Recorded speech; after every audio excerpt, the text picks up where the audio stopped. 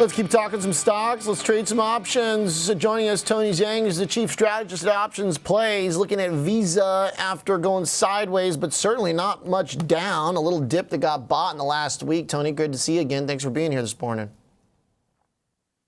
Yeah, thank you so much for having me, Oliver. Visa is definitely one of the stocks that I think is a good look for 2025. Yeah, tell me about it. We're willing to run up our debt, it seems like. It can't be bad for Visa processing all those transactions. Yeah, regardless of whether it's just whether it's taking on more debt, but I think more importantly, kind of the gradual continuous shift that we continue to have globally from cash over to digital payments is really what's benefiting Visa.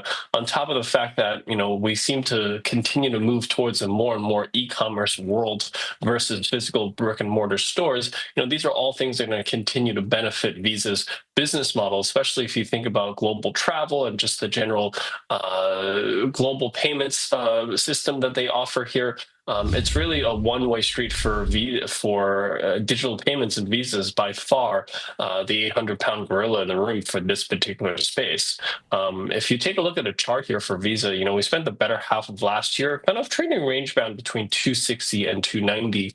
And back in November, we had that breakout here above that 290 level. And since then, we've been forming this base between, call it 305 and 320. And with earnings coming on deck here in about 2 weeks' time, not only have we broken out here to the upside and formed the base with that potential now of breaking out above that 320 with earnings coming up, throughout this kind of last 2-3 months, we've seen Visa continue to outperform the S&P 500. And that's exactly what we like to see going into an earnings event for that potential breakout with earnings as that potential catalyst. But I think kind of the real story here is really the fundamentals. We're trading at about 27 times forward earnings, which is certainly a premium relative to its industry. The industry median is about 19-20 times forward earnings. But if you look at kind of growth rate expectations, we're talking about EPS growth that's about 12% year over year, revenue growth that's about 10% year over year.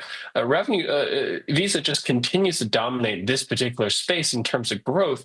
But I think the real story is really their profitability. Net margins of 55%. Those are levels that you really don't see other than from tech companies like Nvidia of net margins north of 50%. You were just talking a few minutes ago about Apple. Apple trades at about 32 times forward earnings. It has virtually the same expected growth rates as Visa, yet net margins are about 24%. So you're talking about net margins that are less than half of what Visa's trading at. Yet Visa trades at 27 times forward earnings and Apple's trading at 32 times forward earnings. Which one do you think is a better value here? So I've been pretty clear about my views here on Apple from a bearish perspective, but I think this is really where a lot of people are taking a look at Visa and they see a payment a firm trading at 27 times forward earnings. That sounds really expensive, and certainly for the industry it is. But if you look at the underlying business and how fast they're growing and how profitable they are, I actually think this is a company that's downright cheap going into earnings in a couple of weeks. Yeah, like that. Love the case. Like the valuation comparison as well. I mean, it's been pretty reliable. And I think, too, the point Visa versus Apple is particularly smart because for a while, Apple took on a role as almost like a safety trade within tech, and I just don't see how it can be that way with the valuation where it's at. I could totally see that argument being made for Visa, though. I mean, we're buying stuff like they're staples. The discretionary trade seems pretty rock solid right now until, people are literally going to have to get fired before they stop spending.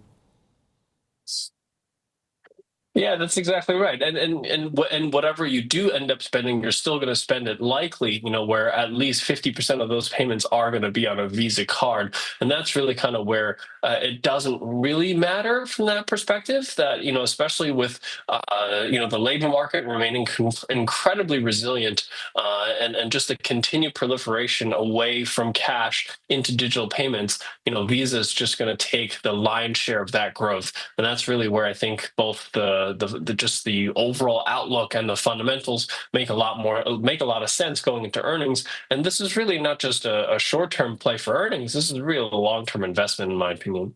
All right. So you're buying the 315, selling the 335, both the same expiry. You're giving it about a month to breathe.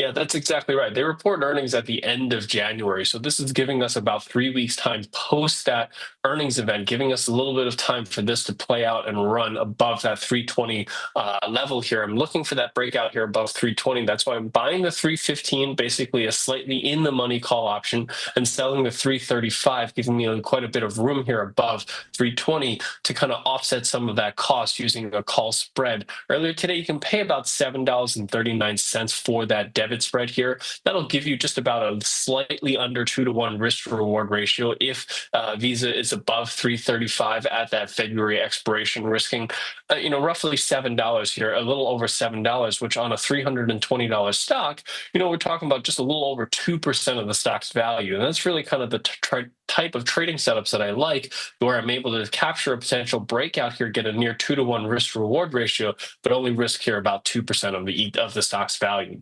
All right. So looking to put the trade on and expect Visa to keep grinding, at very least not sell off. Thanks, Tony. Appreciate the trade and the logic.